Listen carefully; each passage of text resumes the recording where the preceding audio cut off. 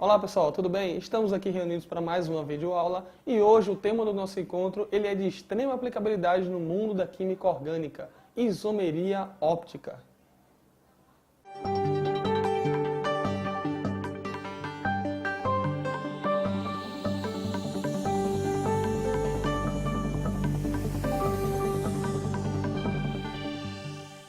Então, pessoal, a isomeria óptica ele é um dos casos mais particulares das isomerias que nós temos, pois a diferenciação entre os compostos só se dá por uma única diferença, o desvio da luz polarizada. Esse desvio da luz polarizada só pode ser realizado por estruturas que sejam assimétricas, ou seja, que não têm planos de simetria. Como esse conceito é um pouco, digamos assim, complexo para nós sairmos procurando numa molécula, o que nós vamos ficar aqui é com o conceito, com a ideia do carbono quiral. Ou seja, nós vamos procurar numa molécula orgânica se existe algum carbono quiral. Se existir, significa o quê? Que a sua molécula ela é assimétrica. E mais do que isso, a imagem dessa molécula assimétrica no espelho formará uma molécula diferente dela. Então aí você tem os conceitos dos isômeros ópticos, ou seja, isômeros ópticos são dois enantiômeros, são duas estruturas em que um é a imagem no espelho uma da outra. A gente diz que essas moléculas são não sobreponíveis. A gente pode tomar como um exemplo clássico as nossas mãos. A nossa mão esquerda e a nossa mão direita. São coisas diferentes, elas são não sobreponíveis, são não superponíveis. Se a gente projetar a nossa mão esquerda no espelho, o espelho irá refletir o quê? A mão direita. Elas são diferentes entre si. Agora, como saber, quando saber que uma molécula vai apresentar uma imagem no espelho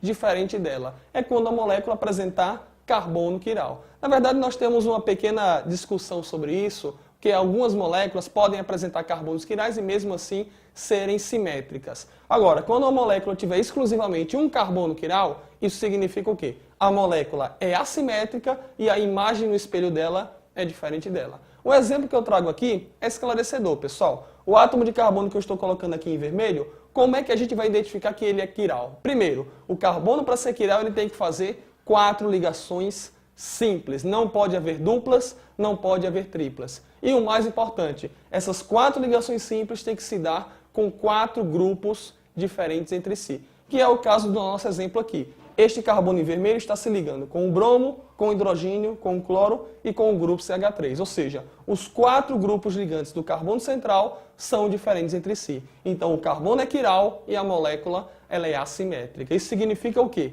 Que a imagem dessa molécula no espelho formará uma molécula, formará uma substância diferente dela. Então, aqui você tem os casos de quê? De isomeria óptica. Uma molécula vai desviar o plano da luz polarizada para a direita, a outra desviará o plano da luz polarizada para a esquerda. Uma será chamada de destrógera, giro para a direita, e a outra será chamada de levógera, giro para a esquerda. Não tem como nós sabermos, não tem como nós identificarmos isso apenas olhando o desenho das moléculas. Nós temos que ir para um laboratório de química equipado fazer tal experimento. A gente apenas fica com a ideia de que existe um destrógero e existe um levógero. Então a gente vai chamar aqui arbitrariamente esse de destrógero, letra D, e esse de levógero, letra L. Como é que a gente dá o nome disso daqui? Eles são isômeros ópticos. E como um é a imagem no espelho um do outro, a gente chama eles de enantiômeros. Portanto, enantiômeros são moléculas orgânicas em que uma molécula é a imagem da outra no espelho. Ok, pessoal? Agora, como a partir do número de carbonos quirais, nós podemos identificar o número total de isômeros ópticos que uma estrutura vai ter. Lembre que a principal diferença entre os compostos, na verdade a única diferença entre eles, é o desvio da luz polarizada. As ligações são as mesmas, as funções são as mesmas, as posições são as mesmas. A única coisa que, repito, diferencia-os é o desvio, o giro da luz polarizada. Então, como que nós podemos então saber o número de isômeros ópticos que uma estrutura vai apresentar apenas com os carbonos quirais? É o que a gente chama de isômeros ópticos ativos, representação por IOA, isômeros ópticos ativos. A gente usa uma formulinha, na verdade, bem simples comparado a outras que nós estudamos em física ou em química, que é 2 elevado a N, onde esse N aqui vem a ser o quê? O número de carbonos quirais. Então, sabendo o número de carbonos quirais, tem como nós sabermos o número de isômeros ópticos totais que uma estrutura vai apresentar. Essa primeira molécula que nós colocamos aqui, ó, nota que ela tem um carbono quiral. Quando nós colocamos isso na fórmula, fica 2 elevado a 1, que dá 2. Então a estrutura apresenta 2 isômeros ópticos ativos. Ela e a imagem dela no espelho. Ok, pessoal? Então esse é o jeito fácil e rápido que nós identificamos o número de isômeros ópticos a partir de uma estrutura orgânica, ok? Vamos fazer o seguinte, vamos fazer um exercício ali na TV e a partir de agora a gente vai poder ver como que a partir de uma molécula, como que a partir de uma nomenclatura nós chegamos no número total de isômeros ópticos ativos. Vamos lá. Então, pessoal, a nossa questão ela tem o seguinte texto. O 3-cloropropano 1,2-diol, perceba que ele dá o nome da estrutura orgânica, existe na forma de dois compostos.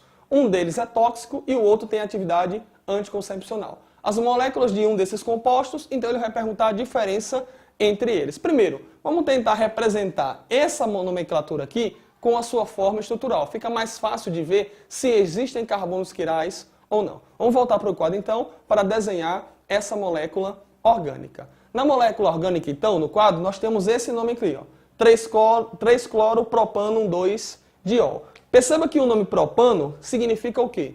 3 átomos de carbono. Então, vamos evidenciar isso, pessoal.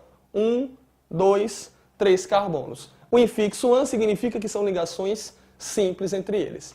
No carbono 3, você vai ter o quê? Um átomo de cloro. Então, vamos adotar uma nomenclatura aqui, ó, uma numeração. Carbono 1, 2 e 3. No carbono 3, então, você tem um átomo de cloro. O que significa esse 1,2-diol? Ora, ol, a terminação ol, o sufixo ol significa que a estrutura faz parte da função álcool, ou seja, hidroxila se ligando ao carbono saturado. Aonde que você vai ter essas hidroxilas? No carbono número 1 e no carbono número 2. Então a gente vem para o carbono 1, coloca uma hidroxila, um grupo OH, a gente vem no carbono 2, coloca outra hidroxila, outro grupo OH. Pronto, montamos a estrutura de acordo com a nomenclatura. O que a gente faz agora é apenas o quê? Completar com os átomos de hidrogênio. O primeiro carbono está fazendo 2 ligações, faltam 2. Então ele tem 2 hidrogênios se ligando a ele. O carbono do meio está fazendo 1, 2, 3 ligações. Falta 1. Então ele vai ter 1 hidrogênio se ligando a ele. E o último carbono está fazendo 2 ligações, tem 2 hidrogênios se ligando a ele. Vamos ver se essa molécula aqui apresenta ou não isômero óptico. Deve apresentar, porque ele diz no texto que tem 2 compostos que têm aplicações diferentes. Aonde que tem carbono quiral aqui, galera? O primeiro carbono não pode ser quiral, porque ele tem 2 hidrogênios, 2 grupos ligantes iguais. Está fora a possibilidade de ser quiral. O último carbono, a mesma coisa, tem 2 hidrogênios, não pode ser quiral. O único carbono que tem a possibilidade de ser quiral é o carbono do meio. Vamos marcar com um asterisco aqui. Como que a gente sabe para fazer, como é que a gente faz para saber se ele é quiral? Vamos ver se os 4 ligantes deles são iguais ou são diferentes entre si. Vamos lá. O primeiro ligante, grupo OH.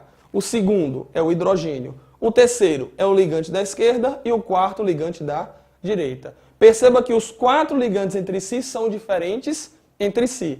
Grupo hidroxila é diferente de hidrogênio, que é diferente do grupo da esquerda, que é diferente do grupo da direita. Então este carbono aqui ele é um carbono quiral. Significa o quê? Essa molécula vai ter um outro isômero óptico, totalizando 2 isômeros. Quando a gente coloca na fórmula dos isômeros ópticos ativos, fica 2 elevado a n, quando n é igual a 1, então fica 2 isômeros ópticos ativos. Significa o quê? Um vai ser um destrógeno e o outro vai ser o levógeno. Qual é a única diferença entre eles, pessoal? O desvio da luz polarizada. Um desvia para a direita, o outro desvia para a esquerda. Eles têm as mesmas propriedades químicas e físicas, porém a aplicação de cada um é diferente. Como ele citou no texto, um composto, um isômero, é tóxico e o outro serve para atividade anticoncepcional. Qual é a característica desse destrógeno e desse levógeno? Como eles são imagem no espelho um do outro, significa o quê? São moléculas não sobreponíveis. As funções químicas, as ligações e as posições serão iguais. A única coisa que há de diferente, repito, é o desvio da luz polarizada. Então vamos ver se, lendo as alternativas, a gente consegue encaixar nessas definições que nós vimos agora. Na letra A ele vai dizer, ó, tem um grupo hidroxila e as do outro tem 2 grupos hidroxila. Falso, né, pessoal? Se uma molécula tem 2 hidroxilas, a imagem dela no espelho também vai ter a mesma coisa. Como eu já disse, as posições, os átomos serão rigorosamente iguais. Letra B, tem um átomo de carbono quiral e as do outro tem 2 átomos de carbonos quirais. Totalmente falso. As duas vão ter a mesma quantidade de carbono quiral. Um é a imagem no espelho do outro. Letra C, tem 3 átomos de cloro ligados ao mesmo átomo de carbono e as do outro tem 3 átomos de cloro ligados a átomos de carbono diferentes.